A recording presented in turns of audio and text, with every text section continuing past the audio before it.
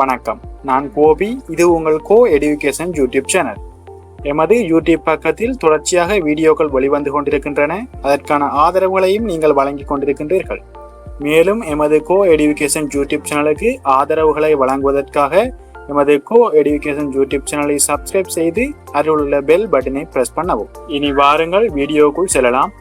நாம் இந்த வீடியோவில் தரம் 4-5 தமிழ் பாடத்தில் உள்ள அடைமொழிகள் தொடர்பில் பார்க்க போகின்றோம். அடைமொழி என்பது ஒரு சொல்லை சிறப்பித்து கூறுவது அல்லது சிறப்பித்து நிற்பது அடைமொழியாகும். ஒரு சொல்லை சிறப்பித்து கூறுவது அடைமொழி ஆகும். உதாரணமாக இதிலே பாருங்கள், மீன்களின் படம் காட்டப்பட்டுள்ளது. இதனை மீன்கள் என சாதாரணமாக கூறாமல் அழகிய மீன்கள் என கூறுவதே அடைமொழியாகும். அதாவது மீன்கள் எனும் சொல்லை சிறப்பித்து கூறுவதற்காக அழகிய மீன்கள் என கூறுவது அடைமொழி ஆகும். இன்னும் ஒரு உதாரணமும் கீழே காட்டப்பட்டுள்ளது. இதிலே ஒரு மரத்தின் படம் காட்டப்பட்டுள்ளது. இதனை சாதாரணமாக மரம் என கூறாமல் பெரிய மரம் என கூறுவது அடைமொழி ஆகும். அதாவது மரம் எனும் சொல்லை சிறப்பித்து கூறுவதற்காக பெரிய மரம் என்று கூறுவது அடைமொழியாகும். அடைமொழி என்பது 5 வகையாக காணப்படும். அதாவது பெயர் அடைமொழி, வினை அடைமொழி, எழுவாய் அடைமொழி, பயனிலை அடைமொழி, செயற்படுபொருள் அடைமொழி. இது போன்ற 5 வகைகளில் அடைமொழியை வகைப்படுத்தி பார்க்க முடியும். அடுத்து இவை ஒவ்வொன்றையும் தனித்தனியாக பார்ப்போம். முதலாவது பெயர் அடைமொழி. பெயர் அடைமொழி என்பது பெயர் சொல்லை சிறப்பித்து வரும் அடைமொழி ஆகும். பெயர் சொல்லை சிறப்பித்து வரும் அடைமொழி பெயர் அடைமொழி ஆகும். அதாவது முன்னரே கூறியிருந்தேன், அடைமொழி என்பது ஒரு சொல்லை சிறப்பித்து கூறுவது என.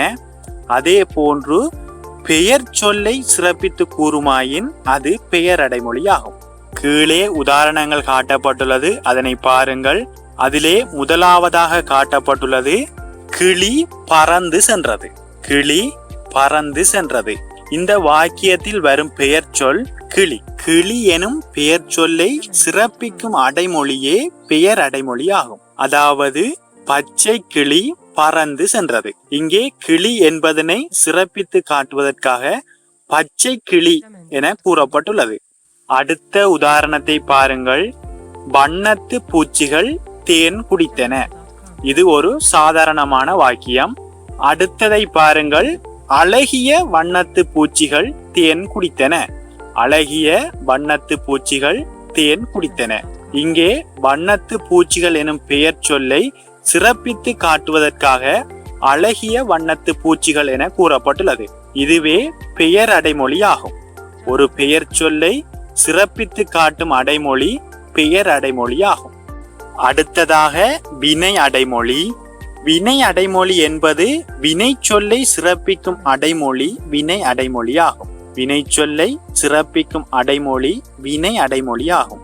ஒரு சொல்லை சிறப்பித்து கூறுவது அடைமொழி. அவ்வாறு சிறப்பித்து கூறும் சொல் வினை சொல்லாக காணப்பட்டால் அது வினை அடைமொழி. அதற்கும் 2 உதாரணங்கள் கீழே காட்டப்பட்டுள்ளது, அதனை பாருங்கள். நான் மாம்பழத்தை உண்டேன். இது ஒரு சாதாரணமான வாக்கியம். நான் மாம்பழத்தை உண்டேன். அதே வாக்கியத்தை நான் மாம்பழத்தை சுவைத்து உண்டேன் என கூறுவது வினை அடைமொழி ஆகும். அதாவது இந்த வாக்கியத்தை பொறுத்தவரையில் வினை சொல்லாக அமைவது உண்டேன். எனவே அந்த வினை சொல்லை சிறப்பித்து கூறுவதற்காக சுவைத்து உண்டேன் என கூறுவது வினை அடைமொழி ஆகும். அடுத்த உதாரணமாக பூனை பாலை குடித்தது. இது ஒரு சாதாரணமான வாக்கியம். இந்த வாக்கியத்தை பூனை பாலை நக்கி குடித்தது என கூறுவது வினை அடைமொழி ஆகும். பூனை பாலை நக்கி குடித்தது. இந்த வாக்கியத்தை பொறுத்தவரையில் குடித்தது என்பதே வினை சொல்லாகும். எனவே அந்த வினை சொல்லை சிறப்பித்து காட்டுவதற்காக நக்கி குடித்தது என கூறுவது வினை அடைமொழி ஆகும். அடுத்து நாம் பார்க்க போவது எழுவாய் அடைமொழி. எழுவாய் அடைமொழி என்பது வாக்கியத்தில் உள்ள எழுவாய் சொல்லை சிறப்பிக்கும் அடைமொழி எழுவாய் அடைமொழி ஆகும். வாக்கியத்தை பொறுத்தவரையில் 3 பிரதான உறுப்புகள் காணப்படும். அதாவது எழுவாய், பயனிலை, செயற்படு பொருள். அந்த 3 உறுப்புகளில் ஒன்றான எழுவாய் சொல்லை சிறப்பிக்கும் அடைமொழியே எழுவாய் அடைமொழி ஆகும். அதாவது கீழே உள்ள வாக்கியத்தை பாருங்கள். தம்பி நடந்து வந்தான். இந்த வாக்கியத்தில் வருகின்ற எழுவாய் சொல் தம்பி ஆகும். அதாவது எழுவாய் சொல்லை எவ்வாறு கண்டுபிடிப்பது என நீங்கள் முன்னரே அறிந்திருப்பீர்கள். எமது யூடியூப் தளத்திலும் அது தொடர்பான வீடியோக்கள் வெளிவந்திருக்கின்றன.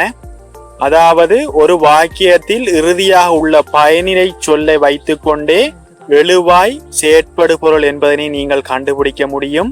எழுவாயை கண்டுபிடிப்பதற்கு ஜார், எது, எவை போன்ற கேள்விகள் கேட்பதன் மூலம் நீங்கள் எழுவாய் சொல்லை கண்டுபிடிக்க முடியும்.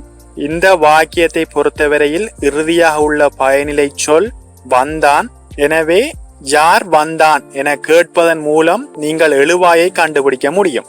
எனவே ஜார் வந்தான் என கேட்டால் அதற்கு விடையாக வருவது தம்பி. எனவே தம்பி என்பதே எழுவாய் சொல். இந்த எழுவாய் சொல்லை சிறப்பித்து கூறும் அடைமொழியே எழுவாய் அடைமொழி ஆகும். எனவே சின்ன தம்பி நடந்து வந்தான், இது எழுவாய் அடைமொழி ஆகும். ஏனெனில் எழுவாயாக உள்ள தம்பி என்பதனை சிறப்பித்து கூறுவதற்காக சின்ன தம்பி என கூறப்பட்டுள்ளது. இது ஒரு எழுவாய் அடைமொழி ஆகும். அடுத்த வாக்கியத்தை பாருங்கள். மலர்கள் பூத்து குலுங்கின. இந்த வாக்கியத்தை பொறுத்தவரையில் எழுவாய் சொல்லாக அமைவது மலர்கள். ஏனெனின் இறுதியாக உள்ள குலுங்கின என்பதன் மூலம் எவை குலுங்கின எனும் கேள்வி கேட்பதன் மூலம் நீங்கள் எழுவாயை கண்டுபிடிக்க முடியும். எவை குலுங்கின? மலர்கள். எனவே மலர்கள் என்பதே எழுவாய். அதனை சிறப்பித்து கூறுவதே எழுவாய் அடைமொழி. ஆகவே அழகிய மலர்கள் பூத்து குலுங்கின என்றவாறு கூறுதல் எழுவாய் அடைமொழியாகும். மலர்கள் எனும் எழுவாய் சொல்லை சிறப்பித்து கூறுவதற்காக அழகிய மலர்கள் என கூறுவது எழுவாய் அடைமொழியாகும். அடுத்து நாம் பார்க்க போவது பயனிலை அடைமொழி.